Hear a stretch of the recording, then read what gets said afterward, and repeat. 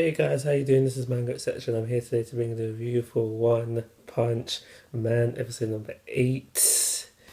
And yeah, so the crisis in this episode is the sea folk. We have monsters from the deep blue sea, and they have come and they're causing havoc for this episode. We see Saitama take out one in the very beginning of this episode, and this helps him to rank up to rank 2 of C class. So he's almost at B class. He's knocking on B class, is what I'm saying. Yo, it's time for me to be B class. And he's there saying that. And then the rest of the episode, we see some more sea folk. They have come to take over the city now, and it's up to we're introduced to a new hero, Stinger, and he's fighting these sea creatures now, and he manages to take out 3 or 4, I think it was, and that's when the boss decides to hop into things, and we're basically dealing with him for the rest of the episode. And this boss, this I'm just gonna call him the boss, he's taking out heroes left, right, and center. He takes out Stinger. He takes out Stinger. Yeah, he takes out Stinger. And, the Stinger's a new hero introduced to A rank, and he uses this weird weapon, which is kind of cool because we do see it put in holes, literally taking out sides of faces, and just it was pretty cool to see him. And then yeah, as I was saying about the boss, now he's just taking out heroes left, right, and center. He takes out another new hero we introduced to in this episode, and his name was Lightning Max, I do believe.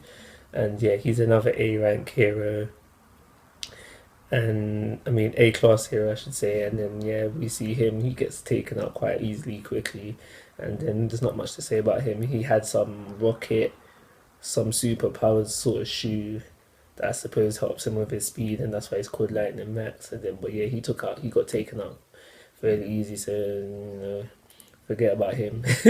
And then yeah, but that's what I'm saying. This boss was just taking out heroes left, right, and center, because after that it flips over to another hero, and this hero escaped from prison. So we have a hero that was put in prison.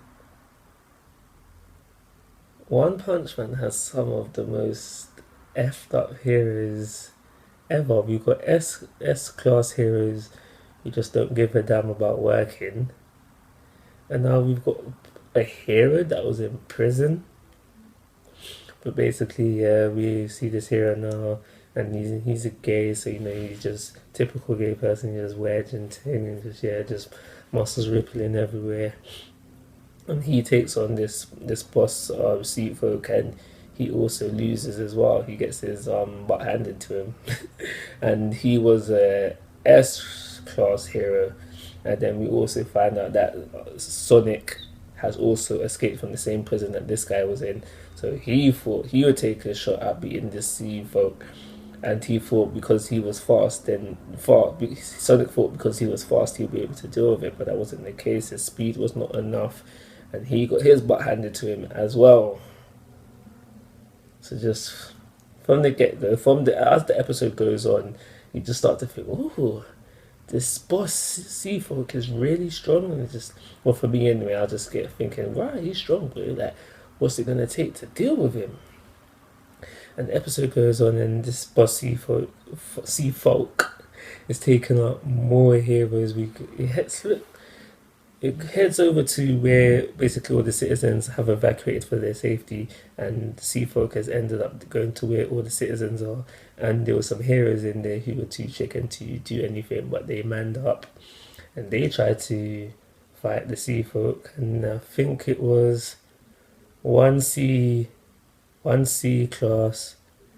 Snake was there, the A class guy, and I don't know who the other one, but there was about three of them, and they tried to fight this thing as well, and they got their butts handed to them.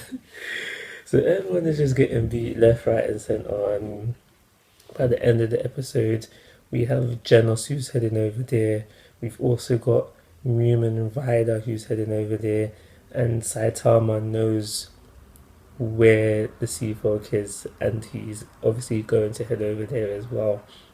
And that is the majority of the episode. This episode, I do believe, for me personally, it didn't have the same level as humor as previous episodes, but it was still funny. Angel mode, that was funny. And did you catch the reference to Sailor Moon? The transformation is, I do believe, is a reference to Sailor Moon because the transformations in Sailor Moon do follow that fashion with the whole light thing. So if you don't believe me, go check out Sailor Moon. The transformation bit is the same. The funniest bit for me personally in this episode was stand up pedal mode. What? Stand up pedal mode, real justice or something like that. Something like that. He's going for it, man. Like, oh, Newman Ryder, man. He's just giving me his utmost check out. I hope that I would really like if it was him to deal with the Sea Folk. I do believe he deserves it. I'm just playing. But I'd prefer it if someone else did deal with it. Maybe Genos, like, had his time to shine because we haven't seen him really win a fight. So it would be nice if Genos took the spotlight for this one and not Saitama. Just come in and just and then just done with. I would prefer it if Genos took the spotlight for this one. But yeah, I do believe that is everything I'm going to say on this episode. I'm only going to give it a 3-star rating this time around and call it a review. So like always, guys, I'm asking for your thoughts and opinions. If you haven't already, please subscribe to my YouTube channel. But most importantly, take care. Have a nice day.